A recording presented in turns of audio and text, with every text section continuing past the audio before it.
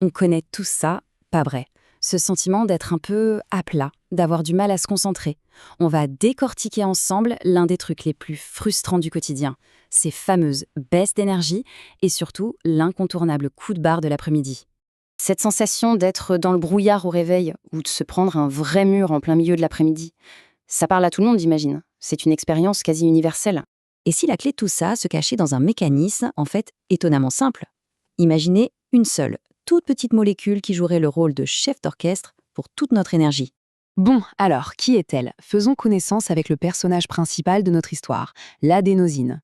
Voyez-la un peu comme l'interrupteur naturel du sommeil dans notre cerveau. Alors l'adénosine, qu'est-ce que c'est concrètement? Eh bien, c'est très simple. Plus on reste éveillé, plus cette molécule s'accumule dans le cerveau. C'est elle qui crée cette sensation physique de fatigue, cette envie de dormir. C'est ce qu'on appelle la pression de sommeil. Le lien est donc ultra direct. Au réveil, le niveau d'adénosine est au plus bas et hop, on est alerte. À la fin de la journée, le niveau est au max et la somnolence prend le dessus. C'est vraiment une histoire d'équilibre.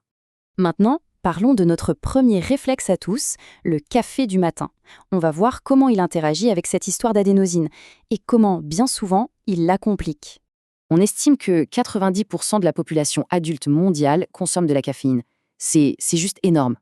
Ça montre bien à quel point cette molécule fait partie intégrante de nos vies. Attention, voici le point crucial, celui qui va à l'encontre de tout ce qu'on pense savoir. La caféine ne crée pas d'énergie. Zéro. Elle ne donne aucun carburant. Son seul rôle, c'est de bloquer la sensation de fatigue. Voilà comment le fameux crash de la caféine se produit étape par étape. L'adénosine, elle, continue de s'accumuler, c'est son job. Quand on boit un café, la caféine arrive et se met sur les récepteurs de l'adénosine. En gros, elle prend sa place. Du coup, on ne sent plus la fatigue. Mais pendant ce temps, en coulisses, l'adénosine continue de monter, de monter. Et dès que la caféine s'en va, eh bien c'est le déluge. Toute cette pression de sommeil nous tombe dessus d'un seul coup. Voilà, c'est ça le crash. Ok, le diagnostic est posé. Mais alors, comment on fait pour reprendre le contrôle? Quelle est la solution pour maîtriser son énergie sur toute la journée? La très bonne nouvelle, c'est qu'il existe une approche simple, validée par la science et qui ne coûte absolument rien. Un protocole pour reprendre les commandes de notre énergie. C'est une routine matinale toute simple en 3 points. Premier point, retarder son premier café d'environ 90 minutes après le réveil. Ça donne le temps au corps de nettoyer l'adénosine qu'il reste de la nuit. Deuxième point, s'exposer à la lumière du soleil le matin. C'est le signal le plus puissant pour dire au cerveau « c'est parti, la journée commence ». Et enfin, pour un petit plus, 10 à 20 minutes de repos profond sans sommeil, genre une relaxation guidée.